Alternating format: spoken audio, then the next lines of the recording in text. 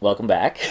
After we made it back down from Monserrate, we took a quick drive to the old city, and Daniel described it as the beginning of Bogota, kind of like where the city just basically started. Now, this place was completely different from any other part of Bogota, with all of its life and all of its character. The street scene is so amazing. I mean, there's music, street performers, souvenir shopping, dancing. There's llamas, or should I say llamas. And I do have to say there was this one thing that was beautiful and depressing at the same time, because there's these Venezuelans selling origami made out of the Venezuelan Bolivar. And with the economic crisis going on in Venezuela, people are fleeing the country, they're going to the other countries around, and they're super desperate to make a living. And since the money is worthless, they're making origami out of the notes and selling them for practically nothing, anywhere from 2 USD and up. We walked around, listened to music, and myself, I'd always pause to admire all the graffiti because, man, Bogota has amazing graffiti everywhere. And it's not just the old city, but literally everywhere. I mean, highways, buildings, billboards, windows, freaking everywhere, as if it's part of the culture, and a building is not even complete without having its own artwork attached to it. And it's nothing like the tagging you see in the hood. In Bogota, the graffiti artists take their time to create instead of crossing out names and tagging their gangs, which is stupid. The next thing that we did was visit the gold museum, and man, there was just so much cool stuff in there, but my favorite thing was seeing all the traditional gold that the chiefs and the high-ranking officials were wearing from those ancient times.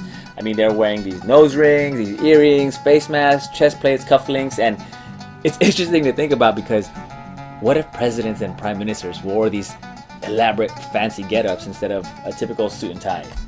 That's interesting to think about, right?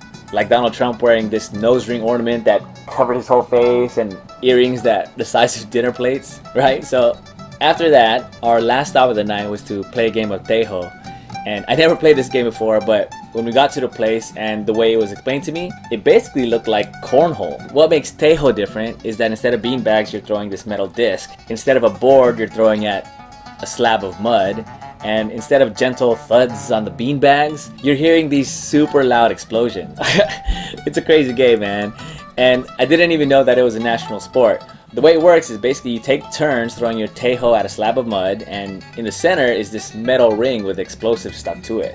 And if your tejo hits the explosives, then it's gonna set off a bang, and then everyone in the room gets a shot of adrenaline. It's really fun because you're actually constantly on edge because the explosions are going off all the time. Anyway, that was my Thursday.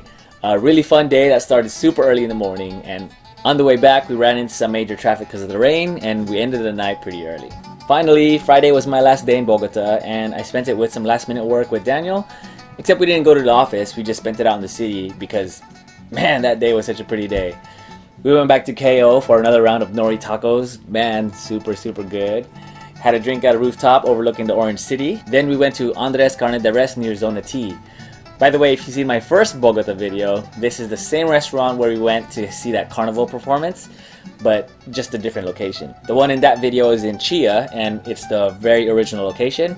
And it's this big fun house, and the one we went to last Friday, this one is more structured, it's organized, it's got a cool theme of having 4 floors, hell, earth, purgatory, and heaven, and it's a lot more spacious, but I would say I prefer the original spot because the environment there is not like any restaurant you've ever been to. It feels more like this big fun house. Really hard to explain, you kind of have to feel that one for yourself. Anyway, that's my Bogota trip in a nutshell. That last night we hung out at the crib, we drank a little bit, had a good chat about life, hustle, and the things that we wanted to get done before our next meetup. Anyway, I hope you enjoyed this little series. I am not a vlogger, but making videos like this are fun because they're like memories, right?